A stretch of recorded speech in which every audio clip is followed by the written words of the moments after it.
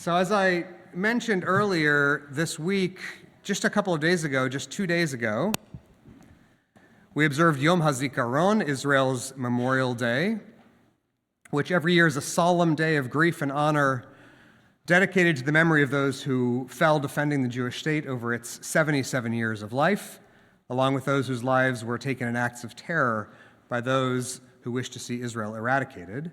And then yesterday, just like on every other year, the mournfulness of Yom HaZikaron slid with an improbable smoothness into the ecstatic joy of Yom HaAtzmaut, Israel's Independence Day. That is a day of celebration whose happiness far outstrips, I'm sorry to say, the 4th of July in our country. In Israel, because of the nation's youth and its small size, both national independence and national grief are deeply personal for all citizens. And they carry a sense of urgency and immediacy that is not seen in many other countries.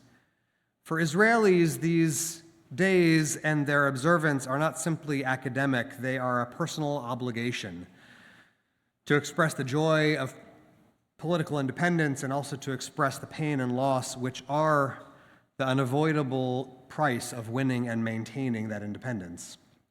It is only because of the high value of independence that Israelis have always been willing to pay its costly premium. And this has been the case for Israel's whole life. The Jewish state faces, I don't have to tell you, a wide array of enemies, the terrorists of Hamas and Hezbollah, the Houthis in Yemen, and the militant gangs from Iraq, and the malignant presence of Iran, which is obsessively focused on its mission to wipe Israel off the map. All of them tell us again and again how fervently they wish to see Israel dismantled, and we've seen by their actions that they will make good on that commitment as best they can to use the tools and ingenuity at their disposal. But I will tell you a secret that I hope you won't tell the Houthis, and that is that I'm not very afraid of them. Do I worry about the suffering they can cause? Of course. Am I concerned that they will seize on any opportunity to do violence to innocent people? I am. But despite those anxieties, I realize that I'm not especially worried that any of them, almost, pose a credible threat to Israel's existence. Israel has spent the 77 years of its life shoring up its defenses militarily, technologically, diplomatically, to see to its own safety and survival. That's why I think it is significant that this week, for the first time in a long time, I did feel a pang, just a brief flash of deep fear about a different kind of threat that I do think is of existential concern to Israel and to everyone who loves it.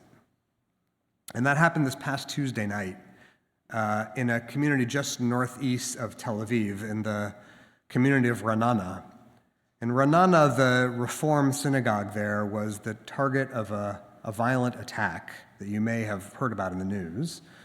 Mobs of thugs surrounded the synagogue during its observances of Yom HaZikaron, the Memorial Day, throwing rocks, breaking windows, chanting violent threats, blocking the exits to the building, and converging on those who tried to flee. 4 police officers and 3 members of the community were injured and hospitalized for treatment. Among them, the executive director of the Israel Religious Action Center, which is an affiliate of our Reform movement in Israel.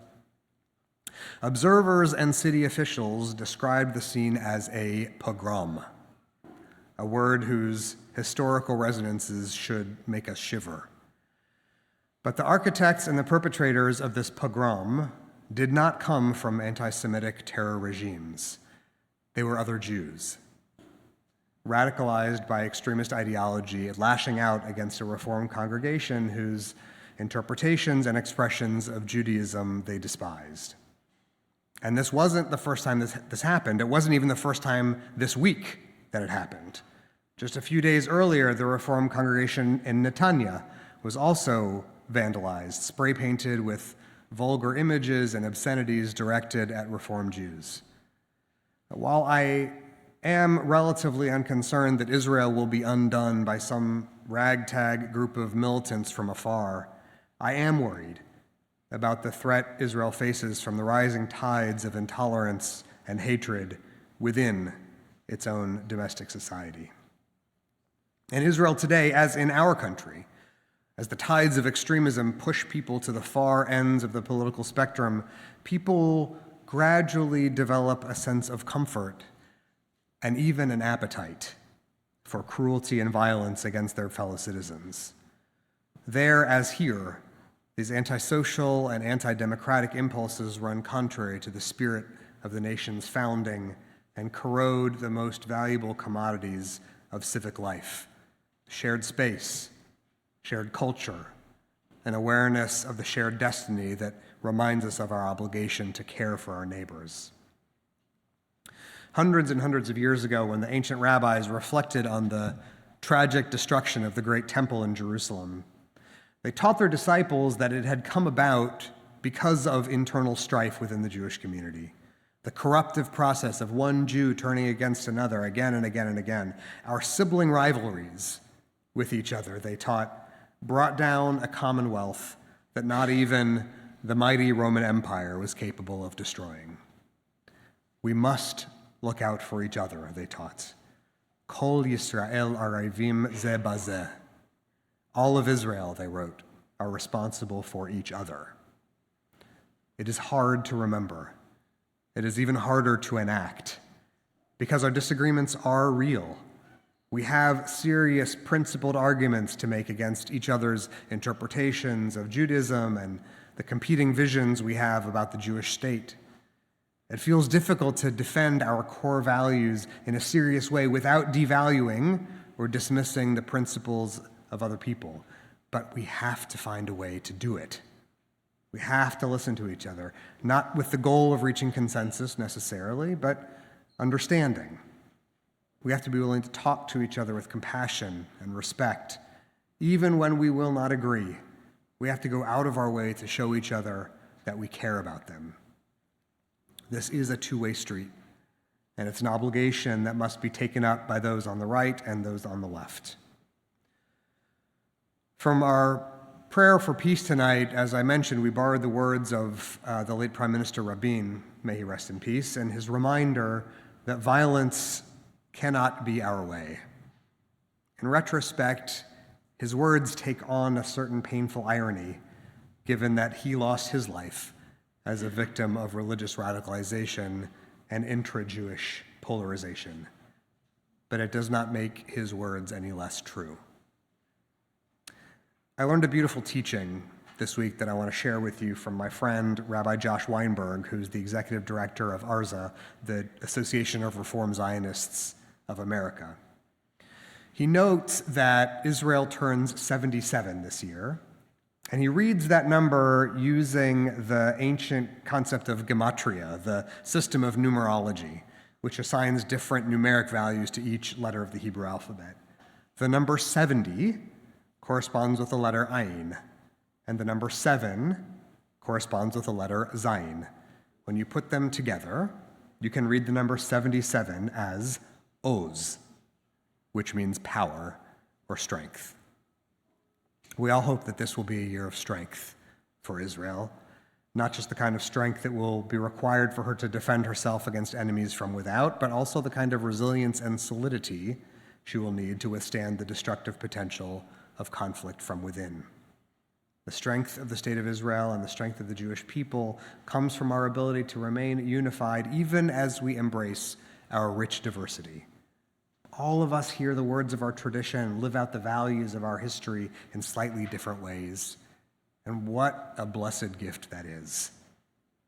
When we observe Yom HaZikaron, there aren't separate cemeteries for religious and secular, for Ashkenazi and Sephardi, for the left wing and right wing.